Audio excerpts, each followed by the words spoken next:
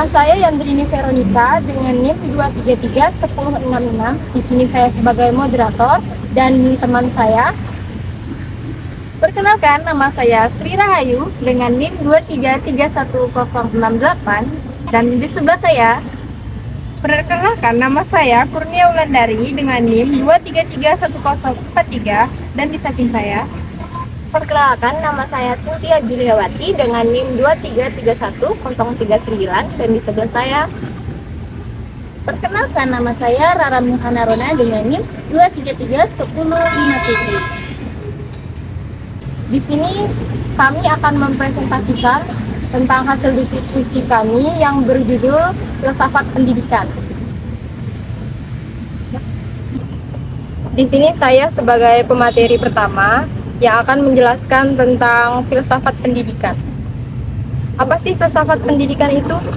Filsafat pendidikan itu diambil dari dua kata, yaitu filsafat dan pendidikan. Filsafat itu sendiri memiliki arti sudut pandang atau cara berpikir kritis, logis, rasional dan dapat dipertanggungjawabkan serta tidak terikat dengan tradisi, dogma dan agama. Sedangkan pendidikan itu memiliki arti proses belajar mengajar guna untuk memperoleh ilmu pengetahuan, keterampilan, pemahaman guna untuk pengembangan kemampuan seseorang.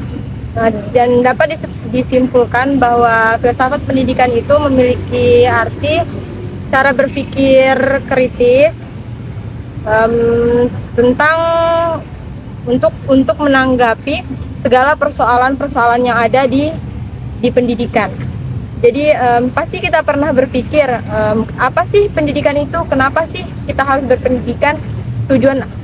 Bagaimana sih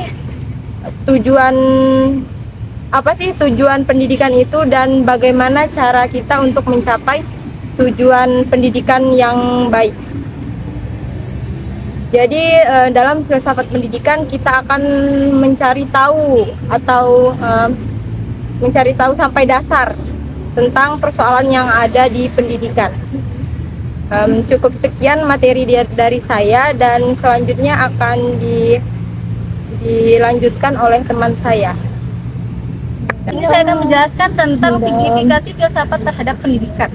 Filsafat memberikan dasar-dasar bagi suatu budaya rasional untuk suatu masyarakat yang dewasa, bertanggung jawab, membantu agar tujuan selalu menentukan sarana pilihan dan mempertajam dalam menjelaskan seni dan menumbuhkan keterampilan. Jadi, filsafat ini akan membantu kita sebagai remaja ataupun masyarakat lainnya untuk memiliki nilai yang memiliki seni, bertanggung jawab, dewasa, dan memiliki keterampilan yang unik untuk yang lainnya. Ada 3 lapis besar masalah pendidikan. Yang pertama, ada lapisan ontopologi yang tertitik tolak dari perandaian bahwa manusia makhluk yang harus dididik. Di sini menjelaskan bahwasanya kita sebagai makhluk hidup itu harus memiliki pendidikan atau harus dididik. Yang kedua, ada lapisan epistemik. Ada lapisan epistemik yang memperhitungkan keseluruhan pengetahuan dalam struktur pemaknaan dunia, manusia, masyarakat, dan juga filsafat. Dan yang ketiga, ada politik menjadi salah satu arah utama politik kemajuan. Yang pertama, ada integrasi, yaitu budaya, sosial, dan objektif. Jadi, itu dia ada masalahnya yang 3 masalah tersebut. Yang di bagian ketiga, itu membangun politik untuk maju, yaitu harus memiliki budaya, sosial, dan subjektif bagi kita semua sebagai masyarakat dan juga filsafat. Baiklah, itu penjelasan dari saya. Selanjutnya akan dijelaskan oleh teman saya. Baik, di sini saya akan melanjutkan pemateri dari teman saya tentang ruang lingkup filsafat pendidikan.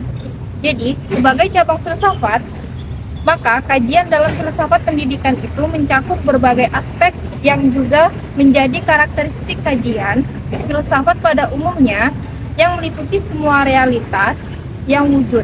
Maka, filsafat pendidikan juga memberikan aksentuasi kajiannya tentang aspek-aspek penting yang berhubungan dengan jalannya proses pembelajaran yang dimaksud baik meliputi unsur tujuan, isi, metode, strategi, dan prosedur, maupun unsur evaluasi dan penunjang penyelenggaraan pendidikan itu sendiri.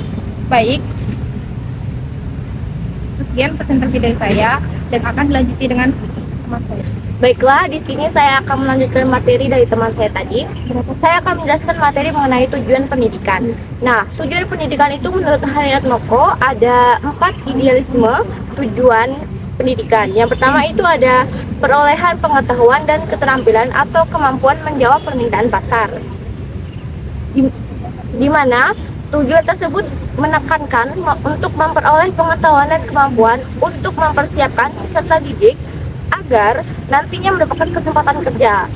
Nah, di tujuan tersebut jadi peserta didik itu ditekankan untuk mendapatkan pengalaman, kemampuan baik dari materi ataupun dari pengalaman fisiknya. Selanjutnya yang kedua itu tujuan pendidikan orientasi humanistik. Nah, di tujuan kedua itu pendidikan menekankan orientasi humanistik. Pendidikan diarahkan untuk membantu peserta didik mengembangkan kemampuan penalaran, kemampuan untuk mempertanggungjawabkan pertanyaan-pertanyaannya. Seperti memahami apa, kenapa, dan bagaimana. Itu tuh pertanyaan-pertanyaan yang nantinya akan dikeluarkan oleh peserta didik, tetapi peserta didik tersebut dapat mempertanggungjawabkan pernyataan-pernyataannya tersebut. Yang ketiga ada menjawab tantangan-tantangan sosial, ekonomi, dan masalah keadilan. Tujuan yang ketiga ini menjawab tentang perspektif lain.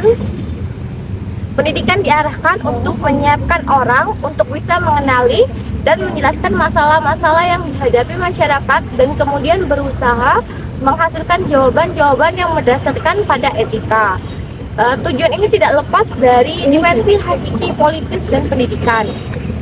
Yang keempat ada kemajuan ilmu-ilmu itu sendiri.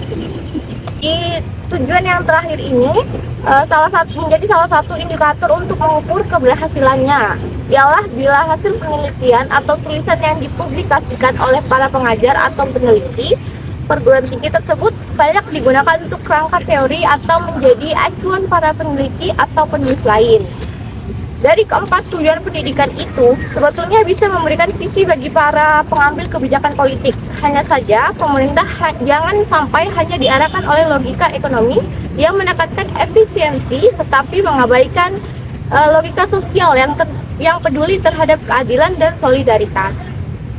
Baiklah, materi selanjutnya akan dilanjutkan oleh teman saya. Baik, pada materi ini saya akan menjelaskan kesimpulan dari materi-materi yang teman saya jelaskan. Jadi kesimpulannya, filsafat pendidikan bukan hanya sebuah cara melihat beragam gagasan, melainkan belajar bagaimana cara menggunakan gagasan-gagasan tersebut dengan cara yang terbaik. Dan juga filsafat pendidikan menjadi signifikat para pendidik menyadari kebutuhan untuk berpikir sekaligus berkembang individual dan sosial yang lebih luas. Itulah materi yang kami bahas. Jika ada salah kata kami mohon maaf. Pada Allah kami mohon ampun. Yang hari makan bakmi. Cakep. Makan bakmi sama si Agus. Cakep. Cukup sekian materi kami. Semoga dapat nilai bagus. Kami akhiri. Wassalamualaikum warahmatullahi wabarakatuh.